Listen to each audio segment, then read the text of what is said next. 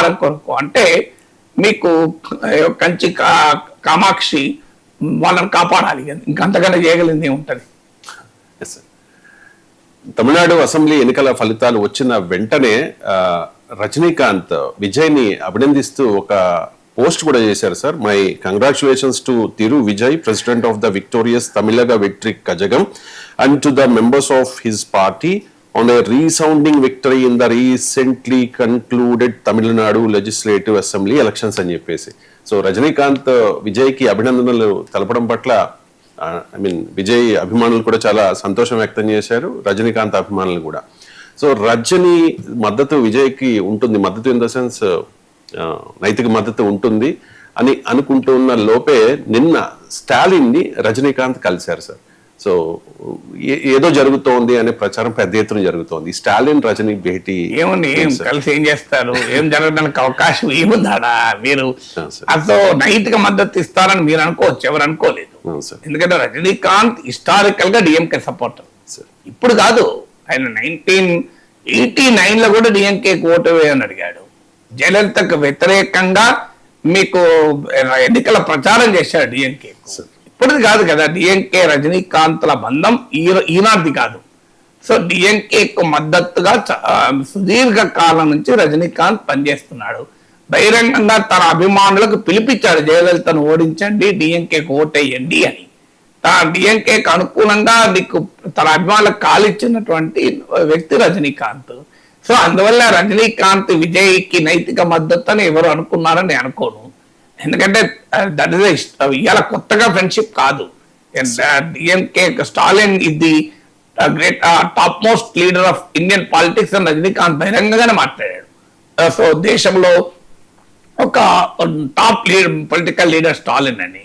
అందువల్ల Rajinikanth support for DMK ఇది well known. So అదేమి ఆయన రజనీకాంత్ న్యూట్రల్ గా ఎప్పుడూ లేడు. రజనీకాంత్ క్లియర్ గా డిఎంకేతో ఐడెంటిఫై ఉన్నాడు.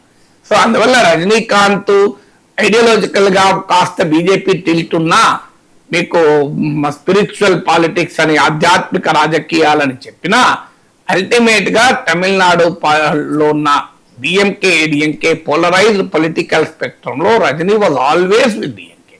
అందువల్ల కొత్తగా వచ్చి కాదు, బహుశా ఈ ఓడిపోయిన సమయంలో అందులో ఇంకో ఫిల్మ్ పర్సనాలిటీ గెలిచాడు గనక this is the time to express solidarity. అది రజనీకాంత్ అప్రిషియేట్ చేయొచ్చు, ఎందుకంటే సాధారణంగా ఎవరు గెలిస్తే వాళ్ళ వైపు వెళ్తుంటారు. కానీ అలా కాకుండా తాను మొదటి నుంచి డిఎంకేకి మద్దతుగా ఉన్నాడు కనుక ఆ కన్సిస్టెన్సీని మెయింటైన్ చేసేందుకు అప్రిషియేట్ చేయాలి.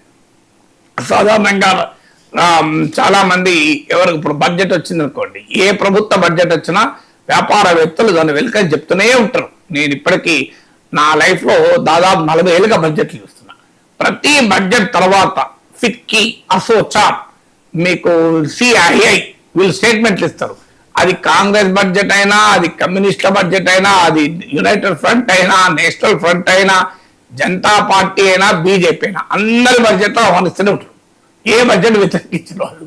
సో అన్ని బడ్జెట్ చాలా గొప్పగా ఉన్నాయి బడ్జెట్లో, కానీ ఇది వేస్తే బాగుందని చిన్నగా నడుస్తారు, కానీ అప్రిషియేట్ అయితే వేస్తారు. ఎందుకంటే వాళ్ళకి అన్ని ఏ ప్రభుత్వాలు ఎవరుంటే వాళ్ళతో పనులు ఉంటాయి కదా, ఎందుకు పెంచుకుంటా మాకేం పని అని చెప్పి దేన్నైనా వెల్కమ్ చేస్తారు. కాగడా పట్టి వెతికైనా దేన్న పట్టుకొని దాన్ని వెల్కమ్ చేస్తారు. సో అది స్వభావం. చాలా రేర్ గా ఎప్పుడో ఒకరు కొద్దిగా క్రిటికల్ గా ఉంటారు, చాలా రేర్ అది. సో అలాగే సినిమా వారికి కూడా సాధారణంగా ఎవరు గెలిస్తే వాళ్ళకు అనుకూలంగా ఉంటారు. కానీ రజనీకాంత్ ఈ స్టూడ్ ఫర్ హిస్ గ్రౌండ్ కదా, ఆ మేరకు మనం అప్రిషియేట్ చేయాలి. రాజకీయ నాయకుల్లాగా ఫిరాయించలేదు కదా, విజయ్ అయ్యాడు కనుక వెంటనే విజయ్ వైపు నేను ఉంటా అన్నది. Yes, he stood for his values. So డిఎంకేకి మొదటి నుంచి మద్దతు ఇచ్చున్నాడు. ఇప్పుడు కూడా ఈ కష్టకాలంలో కూడా నేను డిఎంకేతో ఉంటాను, డిఎంకేకి నా సాలిడారిటీ అని ఎక్స్పెక్ట్ చేశాడు. సో ఆ మేరకు అప్రిషియబుల్ కదా. అయినా రజనీకాంత్ ఇప్పుడు ఏం చేయగలుగుతాడు? ఎన్నికల ముందన్నా కనీసం రజనీకాంత్ అభిమానులు కాస్త డిఎంకేకి ఓటు వేస్తారేమో అనుంటుంది. ఇప్పుడు రజనీకాంత్ ఎన్నికలు కూడా అయిపోయాయి, రేపు మళ్ళీ భవిష్యత్తులో ఎన్నికలు వస్తే అప్పుడు చూడాలి కదా, అప్పటిదాకా ఏముంది.